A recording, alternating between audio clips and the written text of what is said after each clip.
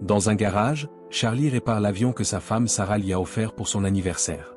Sarah l'interrompt pour lui dire qu'elle part bientôt pour une conférence d'affaires à Londres.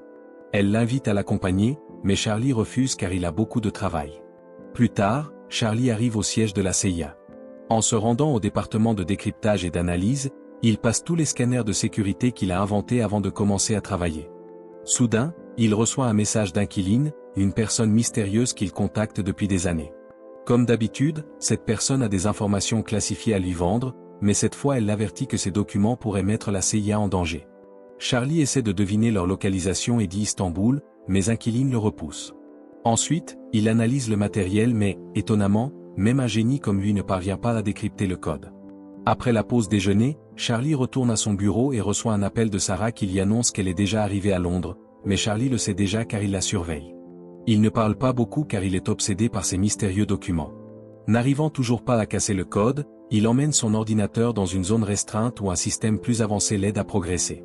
Après un certain temps, il parvient enfin à ouvrir les documents. Ce qui le choque, ce sont des fichiers gouvernementaux top secrets révélant qu'une attaque de drone déguisée en autodestruction a été autorisée et dissimulée. Il y a des extraits de journaux télévisés rapportant 150 victimes, y compris des forces spéciales françaises et des marines danois. Toute l'opération a été organisée par le chef Moore, qui est aussi le supérieur de Charlie. Cette nuit-là, chez lui, Charlie essaie d'appeler Sarah, mais elle ne répond pas, alors il laisse un message vocal. Le lendemain, il arrive au bureau et trouve Moore qui l'attend. Moore l'emmène voir O'Brien, devenue directrice récemment, qui lui explique qu'il y a eu une attaque terroriste dans un hôtel à Londres et que Sarah en est morte. Charlie refuse de le croire et veut appeler Sarah, alors Moore allume la télévision pour lui montrer les informations. Le journaliste décrit comment 4 terroristes ont fait irruption dans l'hôtel, pris 4 otages et en ont tué 2. Moore diffuse ensuite les images de surveillance de l'hôtel, montrant le chaos et confirmant que Sarah était une victime. En rentrant chez lui, Charlie trouve des dizaines de journalistes attendant une interview et la police qui tente de les repousser. Un ami l'aide à entrer chez lui sans être dérangé. Le lendemain, Charlie confronte Moore et le superviseur Caleb, car il se méfie beaucoup de ce qui s'est passé. Il ne peut croire que les terroristes aient pu passer outre les milliers de caméras de sécurité à Londres, sans parler du fait qu'ils ont traversé la circulation. Moore promet qu'une enquête est en cours, mais Caleb le renvoie chez lui. Le jour suivant, Charlie va à l'aéroport chercher le corps de Sarah et ses effets personnels. Chez lui, il ouvre la valise et trouve un cadeau que Sarah lui avait acheté, ce qui le fait craquer. Fatigué de rester à la maison, Charlie retourne au travail et utilise l'ordinateur restreint pour pirater les caméras de l'hôtel et des rues alentours. Il reconstitue la chronologie des événements et la montre à ses supérieurs. Les 4 terroristes ont volé un véhicule dans l'East End, sont entrés dans l'hôtel par le service où ils ont effacé toutes les traces et ADN. Apparemment, ils avaient une réunion avec Impact Investment d'Indonésie, mais un problème a éclaté dans le couloir. Un agent de sécurité de la firme s'est fâché, un terroriste a ouvert le feu, tuant un garde et blessant gravement un autre. La sécurité de l'hôtel a alerté la police. Pour fuir sans se faire attraper, les terroristes sont entrés dans la salle de conférence et ont pris des otages. Sarah a été enlevée car elle a tenté d'aider certains participants à s'échapper. Charlie analyse la voix et le visage des terroristes et obtient leur identité. Mishka de Moscou, un ancien opératif des forces spéciales sud-africaines appelé Lawrence, un mercenaire nommé Horst, et une ancienne agente de renseignement, Gretchen. Voyant le manque de réaction de Caleb et Moore, Charlie réalise qu'ils savaient déjà tout cela. Ils lui disent qu'ils travaillent dessus et l'envoient voir un thérapeute. Le lendemain, Charlie cache une puce dans son badge d'identité et passe la sécurité sans être détecté par les scanners. Dans son bureau, il imprime tous les fichiers classifiés et utilise un skimmer sur l'imprimante pour faire une copie numérique. Cette nuit-là, Charlie va dans un bar et fixe un jukebox. Le lendemain matin, il confronte encore ses supérieurs avec les fichiers imprimés, listant toutes les missions sales de Moore, comme le bombardement d'un hôpital syrien et d'une base alliée au Yémen, qui ont tué des milliers de civils. Il menace de tout révéler à la directrice et annonce qu'il a déclenché un dispositif, mort silencieuse. S'il ne rentre pas un code toutes les 5 heures, les preuves seront envoyées aux plus grands médias. En échange de son silence, Charlie demande une formation complète à la CIA, des faux passeports, de l'argent, une arme, et des infos sur les tueurs de Sarah. Après la réunion, Charlie rentre dans sa voiture et vomit à cause du stress. Au bureau, Moore affirme que le dispositif est un bluff, mais Caleb souligne qu'ils ne peuvent pas prendre ce risque. Ils chercheront le déclencheur, et s'il s'agit d'un bluff, ils organiseront un accident mortel pendant la formation. Plus tard, Caleb et son équipe essaient de comprendre comment Charlie a copié les fichiers confidentiels. Ils envisagent un skimmer, inefficace sur leurs ordinateurs sécurisés, mais utilisable sur une imprimante. Charlie aurait pu envoyer les fichiers à l'imprimante et utiliser une bande magnétique pour copier les données. En vérifiant les images de sécurité, ils confirment que Charlie a acheté une bande magnétique dans un magasin, mais ils ne savent toujours pas comment il l'a fait entrer et sortir du bâtiment. L'équipe fouille aussi la maison de Charlie et découvre qu'il est allé 2 fois dans un certain bar. Ils y vont chercher des indices et trouvent un CD d'ABBA sous le jukebox. Caleb choisit ce CD dans le catalogue du jukebox et seul un bruit se fait entendre, alors il retire le CD que Charlie a laissé derrière lui.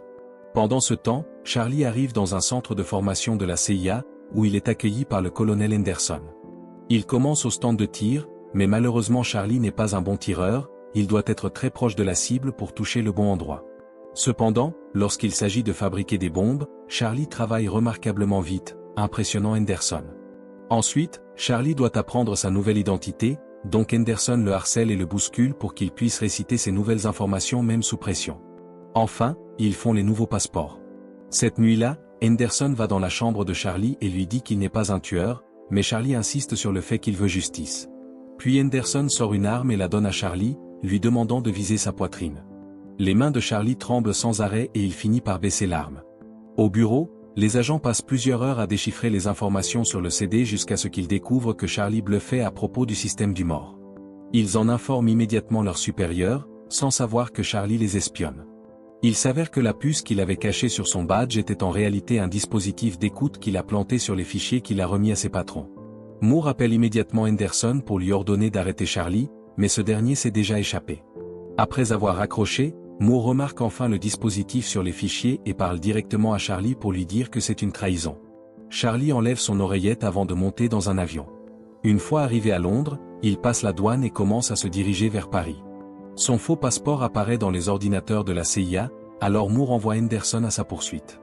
À Paris, Charlie loue une chambre d'hôtel près du restaurant où Gretchen est souvent vue. Finalement, elle apparaît et est assez proche pour qu'il commence à traquer son téléphone. Charlie passe ensuite la journée devant l'immeuble de Gretchen et attend qu'elle parte. Lorsqu'un locataire sort, il profite de l'occasion pour entrer à l'intérieur. Puis il suit une vidéo en ligne pour crocheter la serrure de l'appartement de Gretchen.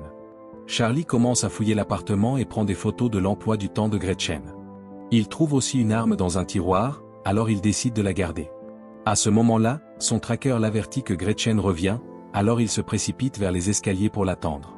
Cependant, quand elle rentre enfin, il ne peut pas appuyer sur la détente. Déçu, il retourne à l'hôtel et fait semblant que Sarah l'attend. Après s'être calmé, il examine de près les photos et apprend que Gretchen va souvent à l'hôpital. En piratant ses antécédents médicaux, il découvre qu'elle a des allergies. Le lendemain matin, Charlie achète beaucoup de fleurs. Puis il attend au café jusqu'à ce qu'il voie Gretchen et la suit jusqu'à l'hôpital. Gretchen passe des examens, mais le médecin remarque que l'écran de l'ordinateur ne fonctionne pas bien, alors il quitte la pièce pour demander de l'aide. Charlie entre déguisé en médecin et enferme Gretchen dans la machine. Elle commence à paniquer, mais Charlie l'ignore tout en remplissant la chambre de pollen. Le médecin et une infirmière entendent du bruit, mais la porte est aussi verrouillée. Gretchen commence à faiblir à cause de ses allergies et Charlie dit qu'il l'aidera si elle lui dit où trouver Horst, car c'est lui qui a tiré sur Sarah. Les allergies empêchent Gretchen de parler, alors Charlie ouvre la chambre, mais Gretchen le pousse contre le bureau. Ils se battent dans toute la pièce, se lançant contre les meubles. Charlie sort son arme, mais Gretchen le met à terre et ouvre la porte pour s'enfuir. Un Charlie désespéré la suit dans la rue, mais avant qu'il puisse tirer, Gretchen est renversée par une voiture. Horrifié par le corps, Charlie se force à s'approcher pour prendre son téléphone. Puis il s'enfuit et jette la blouse de laboratoire à la poubelle. À l'hôtel, il se lave de tout le sang et fait ses bagages. Cette nuit-là, il va à la gare routière et achète un billet pour Marseille. Bientôt, la nouvelle de la mort de Gretchen arrive à la CIA. O'Brien interroge Moore à ce sujet, qui répond seulement que Gretchen semble avoir été tuée par l'un des leurs. Cette nuit-là, Charlie va dans un bar et boit beaucoup pour noyer la culpabilité qu'il ressent pour la mort de Gretchen. Il croit voir Sarah danser, mais en regardant de plus près, c'est une femme qui lui ressemble. Puis Charlie remarque Henderson qui s'approche et panique. Il pousse les gens jusqu'à ce qu'ils réussissent à sortir du bar et court dans les rues jusqu'à trouver un autre bar pour se cacher. Henderson le suit aussi, alors Charlie se précipite aux toilettes et verrouille la porte. Malheureusement, il n'y a pas de fenêtre, donc Charlie n'a pas d'autre choix que de sortir. Il rejoint Henderson au bar et apprend qu'il l'a trouvé en traquant le téléphone de Gretchen. Après une courte discussion, Charlie montre un minuteur sur son téléphone et s'enfuit avant qu'une bombe n'explose dans les toilettes. Le chaos s'empare du bar et Henderson perd Charlie de vue. Le tracker sur son téléphone ne fonctionne plus non plus. Le lendemain matin, Charlie contacte Inquiline pour obtenir de l'aide et part en avion cargo pour la Turquie. À Istanbul, il va dans un restaurant et envoie un message à Inquiline. En voyant le téléphone d'un homme sonner, il essaie de l'approcher, mais une femme l'en empêche en lui disant de vérifier son propre téléphone. Puis Charlie quitte le restaurant et la femme l'approche à nouveau, confirmant qu'elle est Inquiline. Elle sait déjà pour sa femme, alors elle lui fait cacher son chapeau et son sac à dos dans un sac de course. Inquiline veut qu'il fasse semblant de faire du shopping un moment et qu'il la rejoigne dans un garage. Quelques instants plus tard, Charlie la retrouve et elle le conduit chez elle. Pendant le trajet, Inquiline raconte qu'elle est devenue hackeuse il y a 6 ans après la mort de son mari. Il était un agent de la CIA et travaillait pour les renseignements russes, en fait il était l'Inquiline original et lui a tout appris. L'histoire officielle dit qu'il est tombé accidentellement d'une fenêtre. Arrivé chez elle, Inquiline dit que c'est le seul endroit où elle a réussi à rester plus de 3 ans et avoue qu'elle est fatiguée de fuir. Si jamais les Russes viennent la chercher, elle a une arme pour se suicider. Puis il commence à parler de l'affaire. Horst est le chef chargé de recruter des mercenaires pour Moore. Laurence est un trafiquant d'armes, alors Inquiline se porte volontaire pour se faire passer pour une vendeuse d'armes afin de le contacter. Enfin, il y a Mishka, qui voyage fréquemment et poste tout en ligne. Ils examinent attentivement les photos et trouvent une femme avec lui. La reconnaissance faciale les mène au compte Instagram de Gretchen et il confirme qu'elle est en Espagne. Le lendemain, Caleb ordonne à son équipe de surveiller les terroristes pour retrouver Charlie. O'Brien rencontre Moore et lui demande d'arrêter de diriger les opérations clandestines sans son autorisation. Moore répond que sa prédécesseur lui a fait le même sermon, mais qu'il lui apporte son plein soutien. Après la réunion, l'assistant d'O'Brien lui montre une photo de Henderson en Espagne, confirmant que Moore l'a envoyé, alors O'Brien envoie un agent à sa poursuite. Pendant ce temps, Charlie et Inquiline localisent Mishka grâce aux caméras de sécurité d'un hôtel. Charlie se rend à Madrid, apprend que Mishka nage dans une piscine reliant 2 bâtiments par les toits. Henderson suit Charlie dans la zone. Le lendemain, Charlie fabrique un appareil qu'il cache dans l'hôtel puis suit Mishka au bar, ignorant la présence d'Henderson dans le hall. Charlie repère un homme suspect, devine qu'il est suivi et informe Inquiline, qui confirme qu'il s'agit d'un agent de la CIA et que Henderson est aussi là. Elle conseille d'abandonner le plan, mais Charlie insiste. À la piscine, Charlie menace Mishka pour obtenir des infos sur Horst. S'il ne parle pas, il détruira la piscine. Mishka tente de s'échapper, mais Charlie fait craquer le verre qui cède, noyant Mishka. Inquiline prévient Charlie que Henderson et l'agent s'approchent, lui indiquant une échappatoire. Une poursuite s'engage, Henderson est attaqué par l'autre agent, ils se battent violemment, et l'agent tire sur Henderson, qui reprend l'arme et lui rend le coup. Charlie hésite à intervenir mais Inquiline l'en dissuade. Le lendemain, O'Brien interroge Moore sur Charlie, qui dit être en congé de deuil. Elle révèle avoir des vidéos de l'hôtel, que Caleb et son équipe examinent, découvrant que Charlie a eu de l'aide et trouve des messages d'Inquiline. Il découvre qu'un agent mort s'appelait Inquiline, et suppose que sa femme a pris sa place. Cette nuit-là, Charlie et Inquiline dorment côte à côte pour la compagnie, mais sont réveillés par les cris d'oiseaux d'Inquiline et voient des agents approcher sur les caméras de sécurité. Ils fuient par un tunnel secret, évitent un drone et quittent le quartier avant l'assaut. Le système efface les fichiers, ne laissant rien aux agents. Sur la plage, ils montent dans la voiture d'Inquiline, repérée par le drone, poursuivis et tirés dessus même en bateau. Leur voiture endommagée s'arrête, Inquiline est gravement blessée. Charlie prend le volant, parvient à semer leurs poursuivants, gare la voiture et embrasse Inquiline avant de partir. Le lendemain, Charlie contacte Laurence en se faisant passer pour un trafiquant d'armes, achète de l'électronique et part en Roumanie. Dans un bâtiment abandonné, il enregistre son visage et pirate une caméra à Berlin, trompant la CIA qui envoie des agents là-bas. Laurence trouve un téléphone qui sonne, découvre une boîte pleine de bombes, et Charlie lui demande où trouver Horst, promettant de désactiver les bombes s'il coopère. Laurence explique que Horst opère dans les eaux russes et reçoit des livraisons dans un port baltique, contacté par code secret. Charlie récupère le téléphone que Laurence jette, puis s'éloigne en entendant les bombes tuer Laurence. La CIA apprend la mort de Laurence et réalise qu'ils ont vu de fausses images. Dans un hôtel russe, Charlie imagine Sarah avec lui, ouvre un cadeau, un puzzle contenant un doux message de sa femme. Le matin, il voit un véhicule suspect au port, envoie un code aux hommes de Horst et suit un homme près du véhicule, prend des photos du bateau.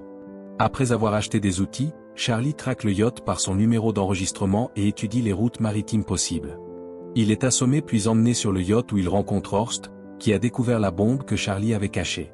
Horst pense que Charlie n'a pas tué les autres directement et lui donne un pistolet pour le faire face à face, mais Charlie refuse.